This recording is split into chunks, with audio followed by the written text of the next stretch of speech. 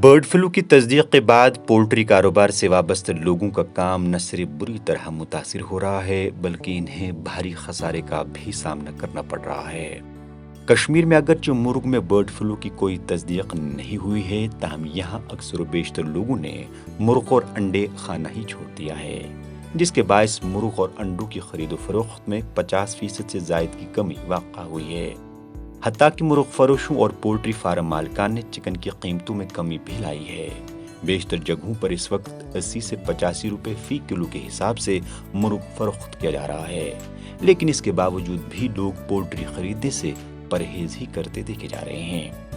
پرچون کے ساتھ ساتھ پولٹری کا ہول سیل کاروبار کرنے والے معین کہتے ہیں کہ برڈ فلو کا نام آتے ہی سارا نزلہ مرغ پر ہی گرتا ہے، جس کے نتیجے میں اس سے منسلک افراد کا کاروبار اثر انداز ہو جاتا ہے۔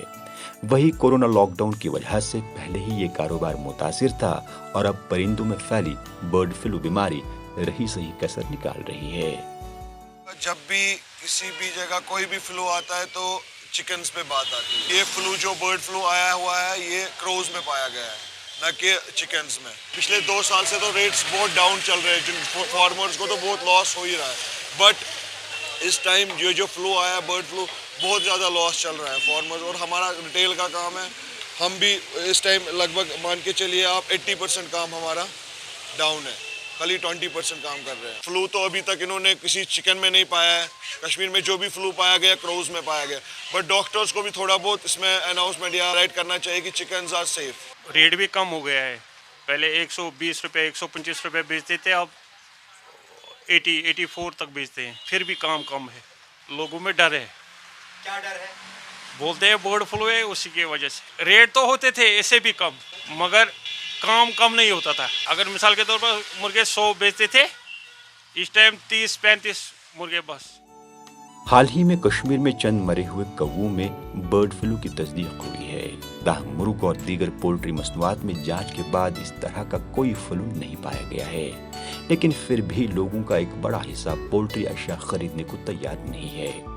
وہی اب گھروں کے ساتھ ساتھ ریستورانوں میں بھی مرغ پر مشتمل پکوان یا تو بننا بند ہو گئے ہیں یا تو نہایت ہی کم بن رہے ہیں۔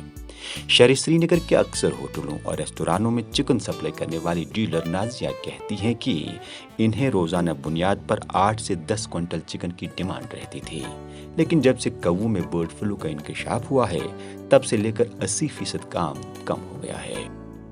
We are supplying to the whole سری نگر، لال چوک میں بھی جتنے ریسٹورنٹس ہیں، نگین سائڈ سے پورے سری نگر میں جتنے بھی ریسٹورنٹ لگ بھگ 70% میں ہم سپلائی کرتے ہیں۔ ڈیلی وائز ہم کرتے تھے 8 کوئنٹل تک ہم سپلائی کرتے تھے، تو آج اتنا افیکٹ ہو گیا ان رومرز کی وجہ سے کہ آج ہم 2 ہی کوئنٹلز ہمارا نکلتا ہے پر ڈے کا، 80% کنزپشن ہمارا کم ہو گیا ہے۔ تو بیکاز آف آل دس ہمارا جو پورا کام ہے وہ سارا یہ ہمارا نہیں ہے، جتنے بھی اس میں دیکھیے ہوٹلز میں جتنے بھی لڑکے ہیں، یوتھ ہے، ریسٹورنٹس میں وہ کام کرتے ہیں، وہ سارے سفر ہو رہے ہیں۔ Last 1 year we are suffering اور بزنسز، اب کچھ ہمارا چل رہا تھا اچھے، پچھلے منتھ بہت اچھا بزنس چل رہا تھا، لیکن اب پھر سے یہ سارا کشمیر میں ٹھپ ہو گیا۔ ادھر لوگوں کا ماننا ہے کہ اگر یہاں مرغ میں برڈ فلو کی کوئی تصدیق نہیں ہوئی ہے، تاہم ہمسایہ ریاستوں میں اس بیماری کے پھیلنے کی وجہ سے کافی تشویش ہے، کیونکہ پولٹری کا زیادہ تر مال باہر کی ریاستوں سے درآمد کیا جاتا ہے، جس کے لیے احتیاط سے کام لینے کی ضرورت ہے۔ Yes, there should be certain precautions to be taken if there are certain things where it can harm, people's life. But yes, as of now, there is no certain case to be seen yet. Main role should be there from doctors. From doctors' view of perspective, they should put some highlights in regard to this, whether this is something which is really popped up or not. انتظامیہ کے مطابق bird flu سے بچنے کے لیے تدابیر کیے گئے ہیں۔ یہاں کے پولٹری فارموں اور باہر سے لائی جا رہی پولٹری کی مکمل جانچ کی جا رہی ہے۔ انتظامیہ کا کہنا ہے کہ عوام کو احتیاط برتنے کی ضرورت ہے، نہ کہ گھبرانے کی۔